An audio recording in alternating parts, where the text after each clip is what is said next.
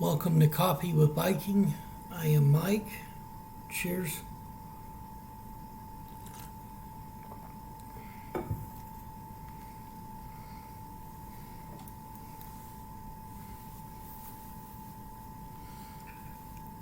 Kosher Menu, Leviticus 11:3.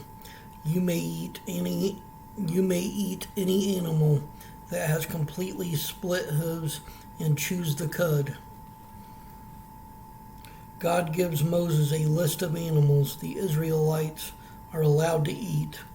Cattle, sheep, and goats make the menu. It's because those animals either have split hooves or they chew the cud, meaning they swallow their food and bring it up later to chew it again. Off the menu with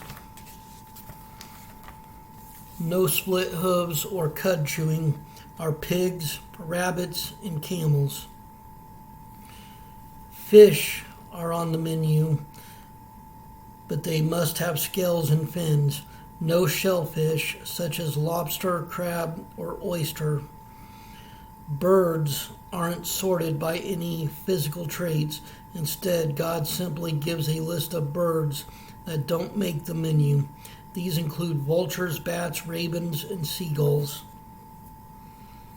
Most insects are off the menu too, but there are a few kosher bugs: locusts, crickets, and grasshoppers.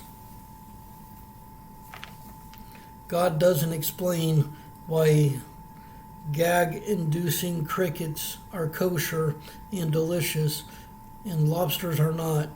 Many Bible experts guess that God wasn't especially concerned about the meat, but that he simply wanted to teach the Israelites how to obey him.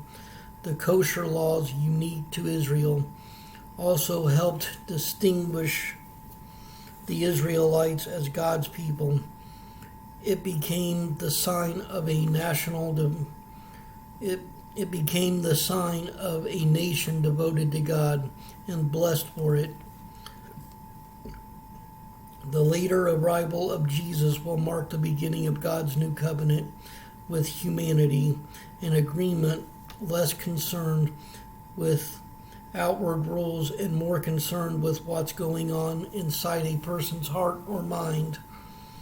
The food laws become obsolete, even though there are some Jewish people, the Orthodox Jews, that still live based on the kosher menu.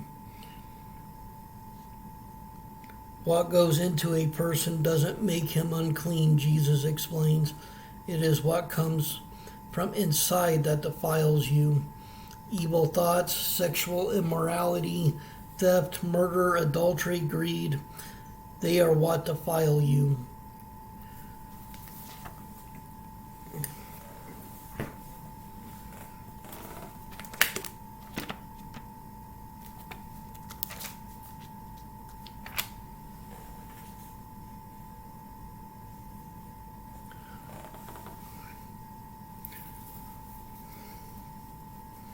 Mark 7:20 through 23.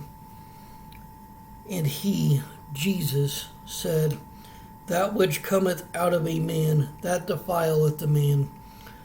For from within, out of the heart of men, proceed evil thoughts, adulteries, fornications, murders, thefts, covetousness, wickedness, deceit, lasciviousness, an evil eye, blasphemy, pride, foolishness. All these evil things come from within and defile the man.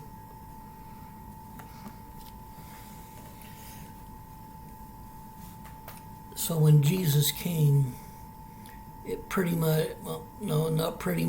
Jesus came, it completely changed everything, because he was the final sacrificial lamb, and it wound up not being what you put in your body that made you unclean.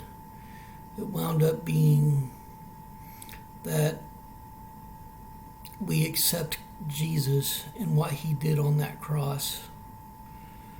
and that we live based on the example he gave as he walked the earth by showing love to one another. And the top one, the most important of all, is putting God above everything, praising God, giving him everything. So, what makes us clean is the blood of the last sacrificial lamb, Jesus Christ, and his helper, the Holy Spirit. Not based on what we eat, even though, like I said, there still are some that live based on the Kosher Menu.